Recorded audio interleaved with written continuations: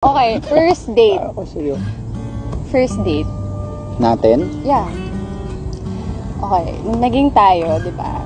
Hirap tayo mag-date kasi ayaw nating makita ng mga tao kasi takot tayo baka hindi nila tayo Baka maintindihan. tayo. Ha? Baka tayo. Takot. Takot nga tayo! Okay. More ikaw. Ay, ako lang pala yung takot. Ikaw yung hindi. Hindi ako takot. Okay. Naalala mo yon? Alin? Yung first date nga natin. Anong connection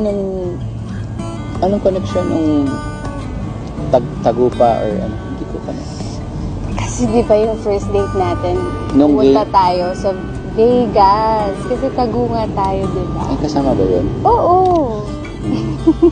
Isasama mo na yun dito? Oo. Sure ka, ha?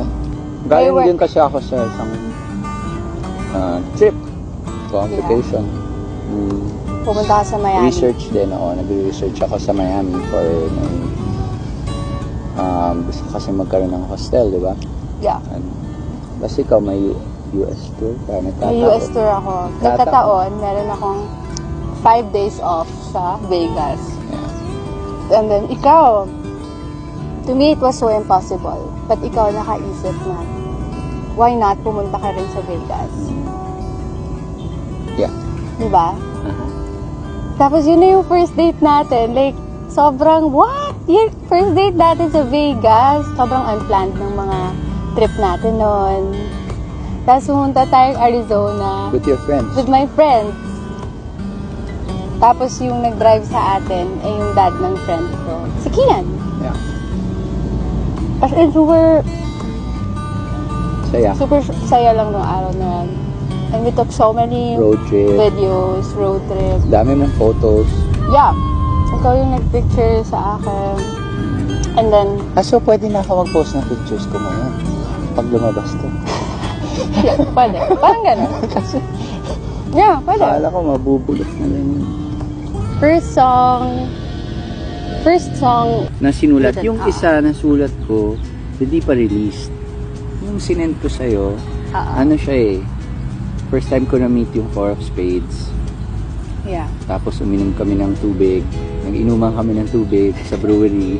That night, since sila, hindi na yata sila umiinom. So, naka-jamming lang ako na. Water lang. Akin na. Tapos pag-uwi ko, masyado ako na-inspire sa kanila. Nasulat ako ng song. So, yun yung first song. Pero yung first song na na-release na nasulat ko tungkol sa'yo. Dalawa na pala sa'yo. Yung Happy Feeling. Yan, Ba? alala ko yung moment. Magising ko, saya-saya ko. Tapos, ayun, the whole day, saya ko. Ayun. Ako, medyo sad song yung una kong nasulat. Sad song? Medyo bittersweet. Kasi yun yung time na hindi pa ako sure sa'yo. Sorry. Okay. Ano ba to? Not for me? Hindi. Ano? Hindi pa ako sure sa'yo noon kasi natakot nga ako, diba?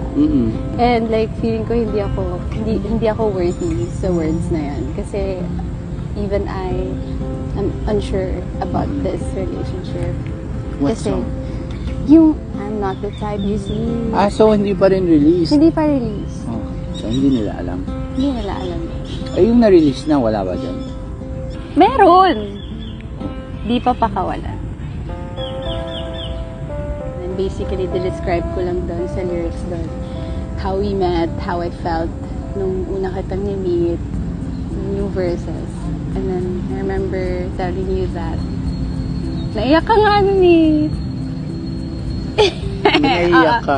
Ikaw naiyak ka. Anong? Yung sinabi ko na ito yung story natin. Kasi hindi ko alam. Sinusulat natin yung song, hindi ko alam na tungkol sa akin pala yun. Oo.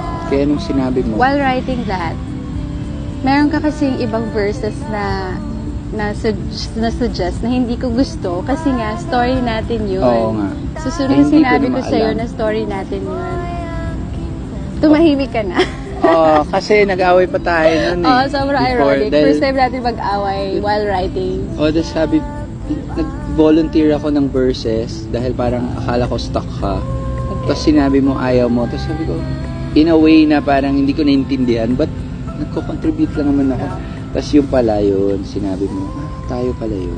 Ito, sinulat ko dito, kung gusto natin idagdag. First fight. Okay, first fight. We don't fight. Kakasabi lang natin, nag-away tayo dun sa kanta. Hindi, we don't fight na malala. Actually, yun yung pinakamalala natin away. Yun na yun. Yun na yun. So, di pa pakawalan. Nag-away tayo nun. Kasi hindi tayo mag-meet. Yung gusto natin hindi. Pero na-solve naman. Parang OA yung reaction, feeling ko OA yung reaction mo na nag-contribute ako. So sabi ko, ayaw mo ba na saan gagaling to? Hindi ko naintindihan kasi okay naman. Yun nga. Yung pala tungkol sa akin yun. Oo. Nagpapasurprise ka kasi.